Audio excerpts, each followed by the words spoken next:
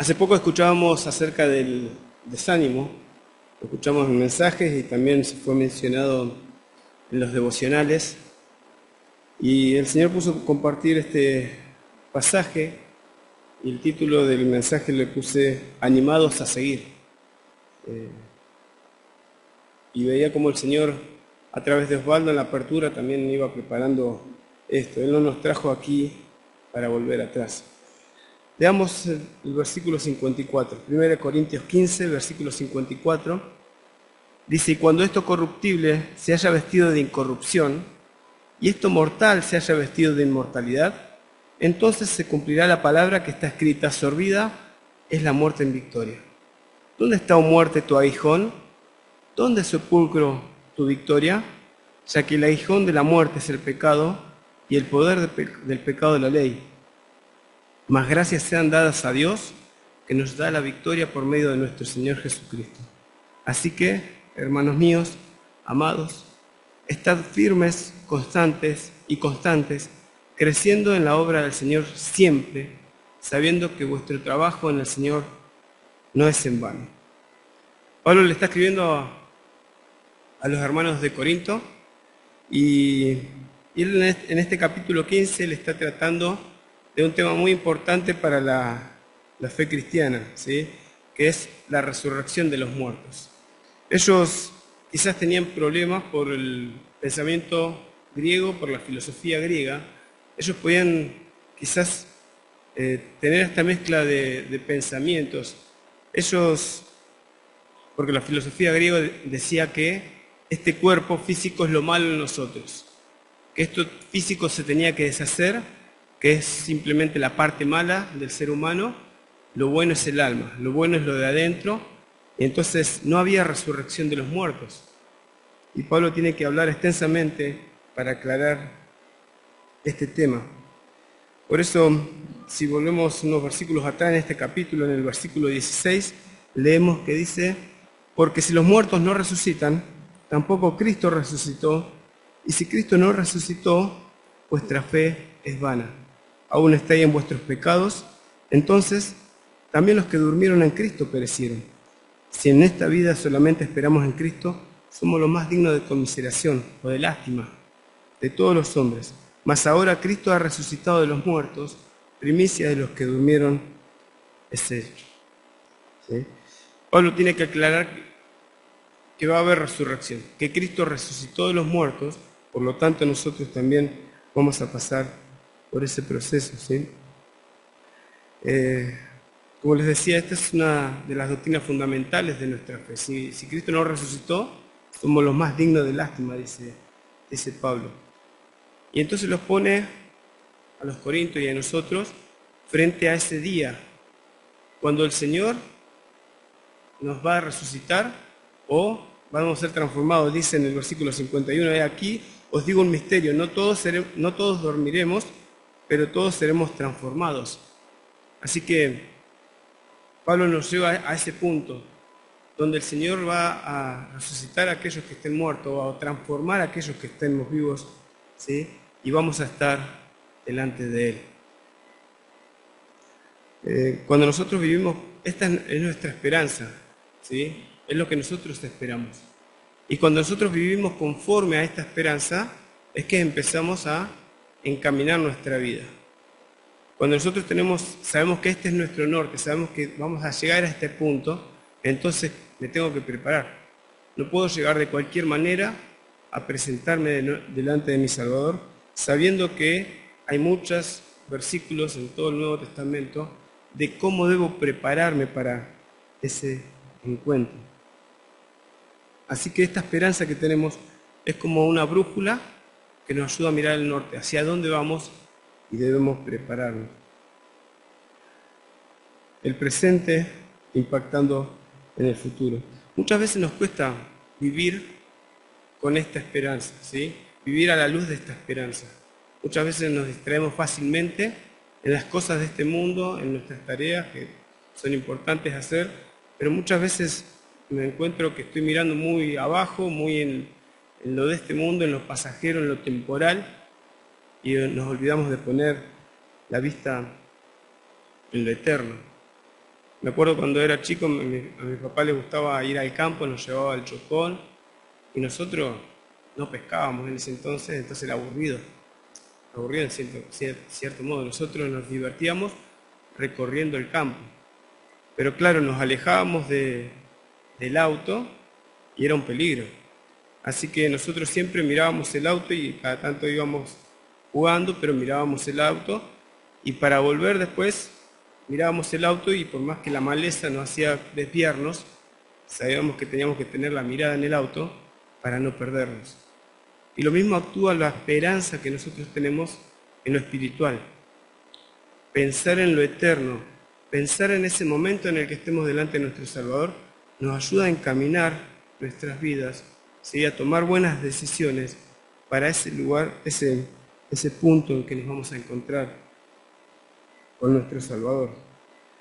Pablo, como les decía, está terminando este tema de la resurrección de los muertos, pero también está cerrando su carta y lo encontramos que está animando a los hermanos.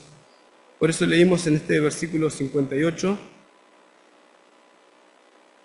así que, hermanos míos amados, estad firmes y constantes, creciendo en la obra del Señor siempre, sabiendo que vuestro trabajo en el Señor no es en vano. Tenemos este año que pasó, lo tenemos bien fresquito, en todo lo que fue el servicio, en todo lo que hicimos para el Señor, en todo lo que pudimos vivir, cada uno en lo personal, en lo familiar, pero también a nivel de iglesia. Y entonces tenemos que ver realmente si se cumplió esto que dice Pablo. ¿Estuvimos firmes en la fe? ¿Fuimos constantes? ¿Hubo un crecimiento en nuestro servicio, en nuestra madurez? Son todas preguntas que tenemos que hacernos a fin de año para mirar un poquito para atrás, sin perder el norte, ¿sí? Sin mirar hacia adelante, que viene donde viene nuestro Salvador. Pero es bueno siempre mirar la vista hacia atrás y ver si realmente se cumple esto, de estar firmes, constantes y creciendo en la obra del Señor. Muchas veces limitamos el servicio que hacemos al Señor. Si me siento cómodo, si me llevo bien con mis hermanos, nosotros mismos ponemos trabas en el servicio.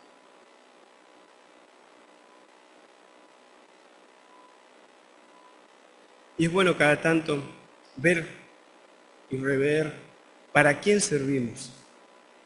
¿Sí? Como dicen los ancianos, ¿con quién es el contrato? Se me lo han dicho varias veces y es bueno verlo. ¿Con quién hacemos nosotros? ¿Para quién hacemos nuestro servicio? ¿Y qué es lo que nos motiva a hacer el servicio? Un día vamos a estar delante del Señor. Un día yo voy a estar delante del Señor. Y esto no me tiene que pasar por el lado. Esto debe inquietarme. Pablo dice que cada uno tenemos que prepararnos. En esta misma carta, en el capítulo 3, en el versículo 10, dice: conforme a la gracia de Dios que me ha sido dada, yo como perito arquitecto puse el fundamento y otro edifica encima. Pero cada uno mire cómo sobreedifica. Cada uno mire cómo sobreedifica. Porque nadie puede poner otro fundamento que el que está puesto, el cual es Jesucristo. Y si sobre este fundamento alguno edificare oro, plata, piedras preciosas, madera, heno, hojarasca, la obra de cada uno se hará manifiesta, porque el día la declarará, pues por el fuego será revelada, y la obra de cada uno, cual sea, el fuego la probará. Si permaneciere la obra de alguno que sobreedificó, recibirá recompensa. Si la obra de alguno se quemare, él sufrirá pérdida, si bien él mismo será salvo, aunque así como por fuego. Pablo nos lleva a ese punto y dice que tenemos que prepararnos y tenemos que hacer las cosas bien. Como decía Osvaldo, es bueno el servicio, pero es importante qué es lo que motiva el servicio en mi vida. Así que vemos cómo esta esperanza que tenemos adelante debe afectar nuestro presente. El apóstol Juan, en su primera carta, en el capítulo 3, no lo busquen, dice, versículo 2, amados, ahora somos hijos de Dios, y aún no se ha manifestado lo que hemos de ser, pero sabemos que cuando Él se manifieste, seremos semejantes a Él, porque le veremos tal como Él es. ¿Sí? Algo futuro. Y todo aquel que tiene esta esperanza en Él, se queda sentado en la casa.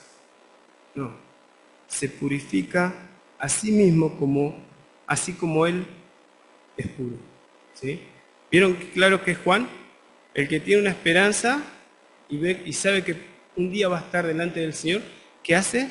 Se purifica a sí mismo. Juan lo menciona en cuanto a la santidad, Pablo lo hace más enfocado al servicio. ¿Sí? Así que debemos estar animados en estar firmes y constantes, creciendo en la obra del Señor. Y esta es una de las características más sobresalientes de los verdaderos cristianos, de los verdaderos creyentes, la firmeza y la constancia. Es una doctrina bíblica también que se conoce como la perseverancia de los santos o la preservación de los santos, depende del autor. Hay un texto en Jeremías 32:40, se lo dice al pueblo de Israel, pero se aplica también a la iglesia. Habla Dios y dice, y haré con ellos pacto eterno, porque no me volveré atrás de hacerles bien, y pondré mi temor en el corazón de ellos para que no se aparten de mí. Hay un cuidado de Dios personal sobre cada uno de sus hijos, sobre cada uno de nosotros. Hay una obra particular de Dios que nos va cuidando en este camino de fe, en este transitar, donde el Señor tiene el deseo de que nosotros podamos seguir firmes y constantes, creciendo en su obra. Pablo lo dijo de otra manera, 2 Timoteo 1:12 dice, por lo cual, asimismo padezco esto, pero no me avergüenzo porque yo sé a quién he creído y estoy seguro que es poderoso para guardar mi depósito para aquel día. ¿Sí? Está diciendo lo mismo Pablo, es poderoso, como nos compartía Osvaldo en los devocionales, para guardar mi depósito para aquel día. Pero ¿quién no ha sentido a veces el deseo de abandonar?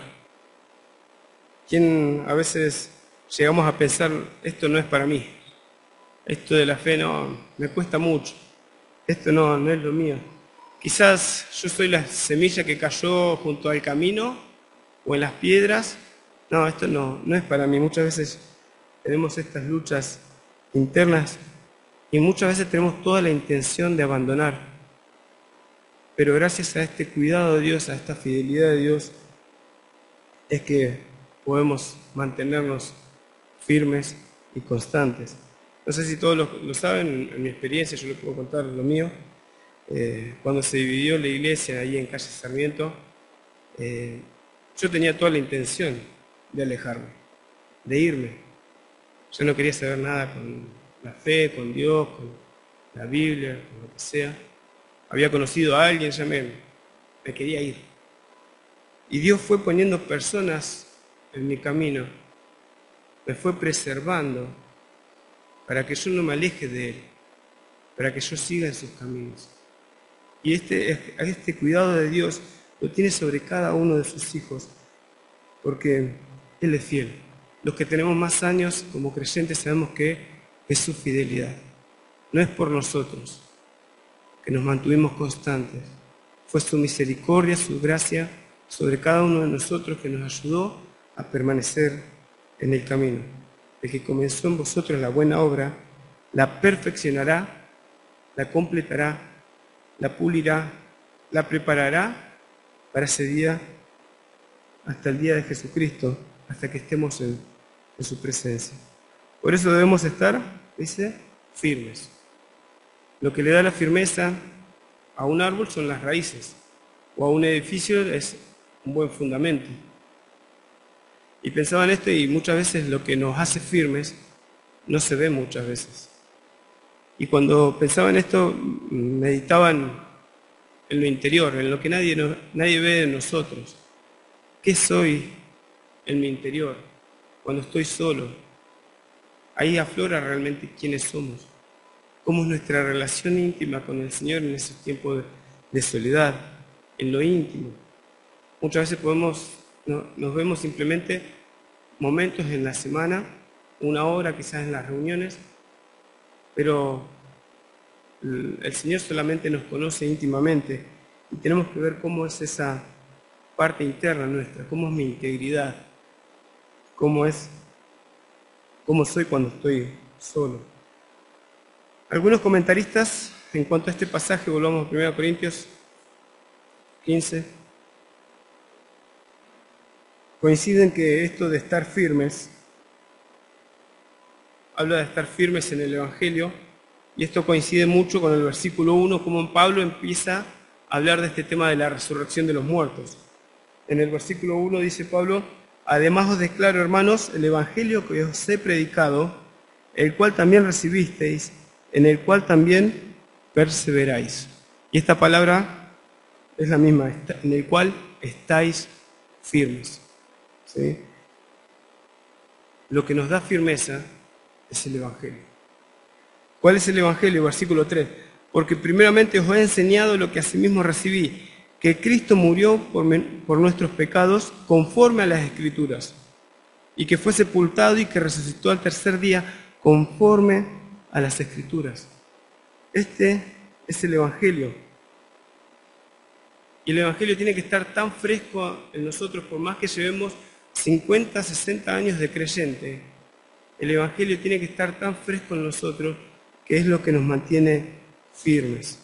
Tenemos que continuamente meditar en eso, asombrarnos en el Evangelio, que no pierda su brillo, que podamos, cuando meditamos en lo que fue escrito antes, en su profecía, en su cumplimiento en el nacimiento, en su vida ejemplar, en su sacrificio, en esa cruz, en esa muerte, en su resurrección, en todo lo que es el Evangelio, tenemos que estar empapados. Tenemos que continuamente meditar y humillarnos delante de Dios, agradecidos por habernos salvado. Eso nos mantiene firmes. Porque cuando hay algo más que nos llama la atención, cuando el Evangelio ya pierde el brillo en nosotros, es cuando hay algo más que nos atrae. Ya nuestra atención no está en Dios, en mi salvación, sino que está en algo más. Y eso es idolatría. Poner en el corazón algo que nos llame más la atención que nuestro Dios se convierte en idolatría. Y Pablo en el capítulo 3 también advierte sobre la idolatría, en el capítulo 10, perdón. Y dice el versículo 12, una advertencia: así que el que piensa estar firme, mire que no caiga. ¿Vieron qué importante es que nosotros tengamos fresco en nosotros el tema del Evangelio? Eso nos mantiene firmes. También habla de ser constantes. Esa palabra es inamovible. Y hay muchas doctrinas que andan circulando en nuestra sociedad, incluso en algunas iglesias, y esos vientos están soplando continuamente contra la iglesia. Están soplando contra los niños, contra los adolescentes, contra los jóvenes. Ideologías que quieren arrastrarlos, que quieren ponerle otra forma de pensar.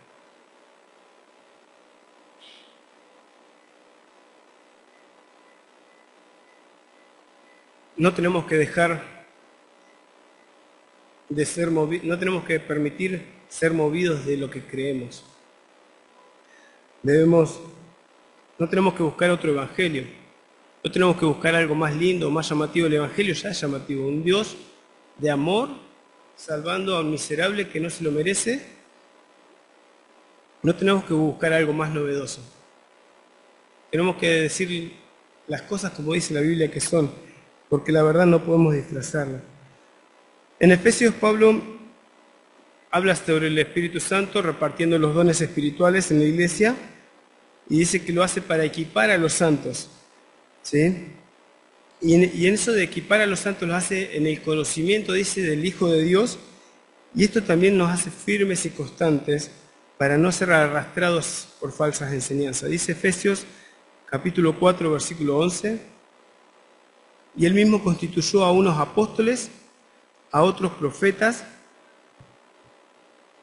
a otros evangelistas, a otros pastores y maestros, a fin de perfeccionar, ¿sí? Esa es la palabra equipar, a los santos para la obra del ministerio, para la edificación del cuerpo de Cristo, hasta que todos lleguemos a la unidad de la fe y del conocimiento del Hijo de Dios, a un varón perfecto, a la medida de la estatura de la plenitud de Cristo, ¿sí? Algo inagotable, para que ya no seamos niños fluctuantes, llevados por doquiera de todo viento de doctrina, por estratagema de hombres que para engañar emplean con astucia las artimañas del error, sino que siguiendo la verdad en amor, crezcamos en aquel que es la cabeza, esto es Cristo, de quien todo el cuerpo, bien concertado y unido entre sí por todas las coyunturas que se ayudan mutuamente según la actividad propia de cada miembro, recibe su crecimiento para ir edificándose en amor.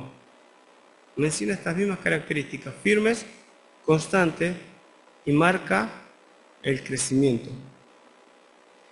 Pablo le añade, creciendo en la obra del Señor siempre. Esta palabra creciendo habla de abundancia. Así que, si miramos atrás, en este año, aunque sea, que lo tenemos bien fresco, sin mirar hacia dónde vamos, ¿nos mantuvimos firmes? ¿Fuimos constantes? ¿Fuimos creciendo en la obra del Señor? Crecer en la obra del Señor no significa que tenemos que tener más actividades. Crecer en la obra del Señor es hacerlo bien, vamos creciendo en madurez, vamos haciéndolo con responsabilidad, pero también nos lleva a un mayor compromiso con el Señor. En los evangelios encontramos, por ejemplo, Lucas 9:23, que el Señor le decía a todos, si alguno quiere venir en pos de mí, niéguese a sí mismo, tome su cruz cada día y sígame. El Señor fue clarito y marcó lo que costaba el discipulado, lo que costaba seguirme. Y cada vez cuesta más encontrar creyentes, ¿sí? Dios le cuesta más encontrar a hijos que quieran negarse a sí mismos, tomar su cruz y seguirme. Buscamos el servicio desde la comodidad. Vemos dónde nos queda un tiempo. Tengo mis actividades laborales, particulares, y después vemos qué nos queda para el Señor. Y el Señor tiene que ir cambiando nuestra forma de pensar para que nosotros vayamos creciendo en servicio. Tienen que ir menguando mis intereses y en nosotros tiene que ir creciendo más los intereses del Señor. Tenemos que poner las miras más en las cosas del cielo y menos en lo de la tierra. Y esto nos cuesta y cada uno debe batallar y luchar con este tema, pero tiene que haber un crecimiento. No podemos estancarnos, no podemos volver atrás. Dios no nos trajo aquí para volver atrás, tenemos que avanzar. La obra del Señor, Mateo 5:16, así alumbre vuestra luz, dijo el Señor, delante de los hombres, para que vean vuestras buenas obras y glorifiquen a vuestro Padre que está en los cielos. Nuestras buenas obras en este año dieron gloria a Dios.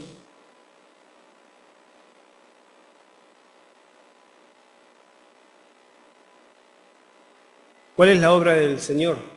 ¿Sí? Algunos se están preguntando. Y bueno, la obra del Señor en cada uno de nosotros es compartir el Evangelio, es ser de testimonio en nuestro hogar, en el lugar que trabajo, en el lugar que estudio, en el vecindario. Esa es la obra del Señor.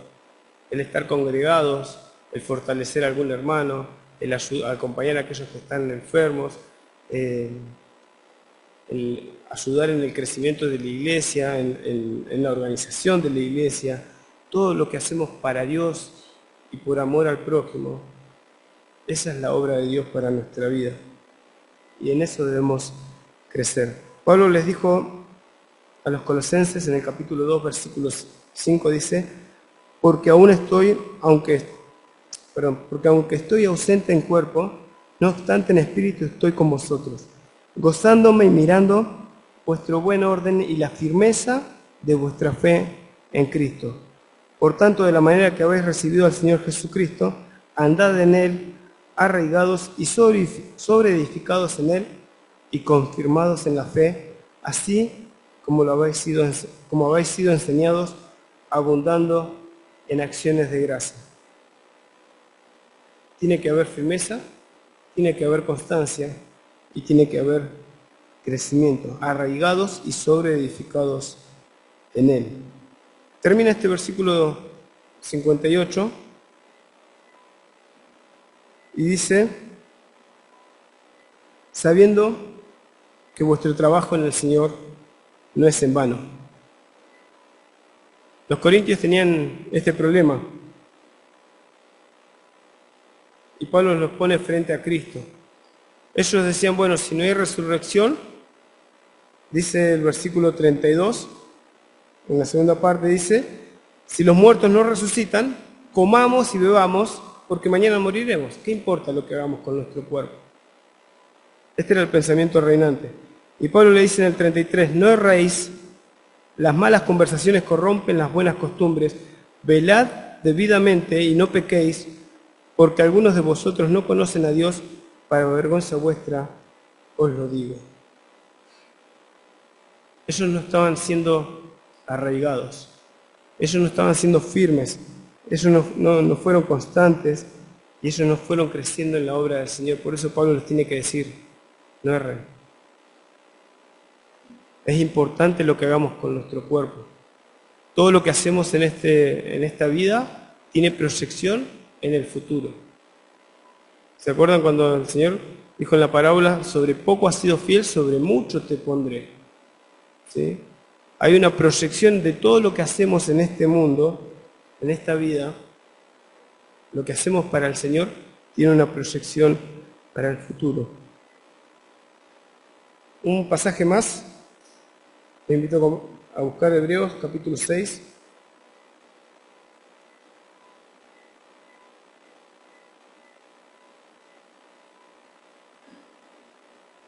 En el contexto de Hebreos, cuando me tocó estudiarlo y para mí fue muy importante para poder conocer esta carta. ¿Se acuerdan en el contexto en el que fue escrita esta carta? El autor, anónimo, se me escapó Pablo, pero no es Pablo. Él le está escribiendo a creyentes. Y está escribiendo con la misma intención que Pablo dice en este versículo de 1 Corintios, que ellos se mantengan firmes y constantes, creciendo en la obra.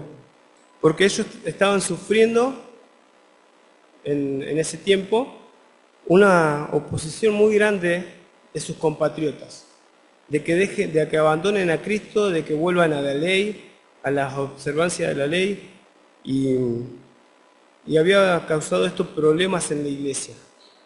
Muchos se habían vuelto atrás, muchos dejaron de congregarse. Entonces el autor les escribe para poder también animarlos.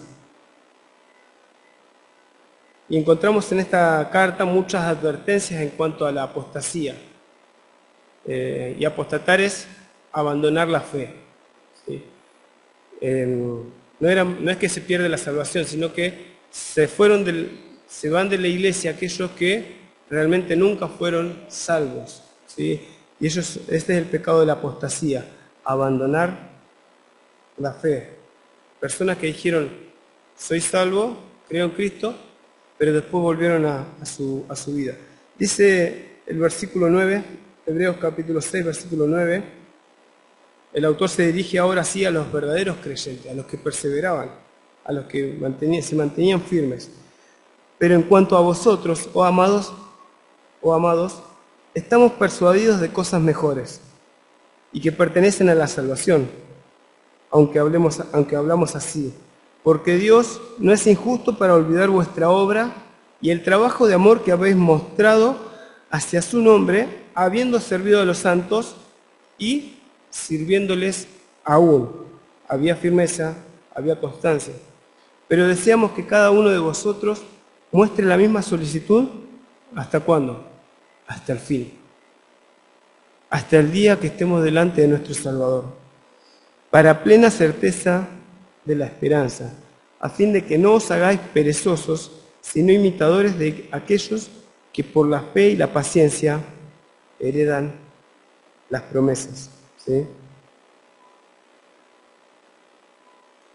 Dios está cuidando a sus hijos y el autor de la carta a los Hebreos les pide que se mantengan firmes, constantes y que luchen contra la pereza. ¿Sí? La pereza es el enemigo del crecimiento y del servicio al Señor. Por eso Osvaldo decía que en este tiempo de vacaciones no tiene que ser un tiempo de vacaciones espiritual. Tenemos que seguir fortaleciéndonos en la fe, creciendo en el conocimiento de nuestro Salvador. Tenemos que leer un buen libro que nos lleve a meditar en el Señor, que podamos aprender más de la palabra y que tenemos que aprovechar bien el tiempo. Tenemos que ser diligentes en esto y no tiene que haber pereza, tenemos que luchar contra la pereza. Y es lo mismo que está advirtiendo el autor de la carta de Hebreos. Y dice que no nos hagamos perezosos, sino imitadores de aquellos que por la fe y la paciencia heredan las promesas. ¿Sí? Y después va a poner el ejemplo de Abraham. ¿Cuánto tuvo que esperar Abraham para que la promesa sea cumplida? Dios le prometió un hijo y tuvo que esperar muchos años, incluso en su vejez, tuvieron que esperar con paciencia. ¿Sí? Y nosotros quizás en este año vemos que no hay frutos, quizás no hay crecimiento. Bueno, mantengámonos firmes, mantengámonos constantes y también practiquemos la paciencia para que el Señor siga haciendo la obra en nosotros.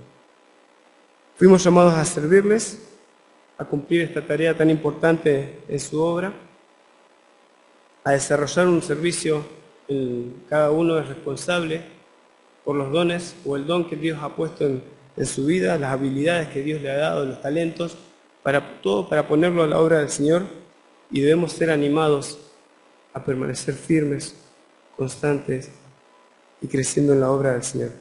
Que el Señor les bendiga y espero que esto nos anime a poder proyectar un nuevo año también de servicio y de preparación. Un año que viene por delante, pero sabemos que el Señor está cerca. Esa debe ser nuestra motivación. ¿Cómo me voy a presentar delante del Señor? ¿Cómo me va a encontrar el Señor cuando venga a buscarme? El Señor les bendiga.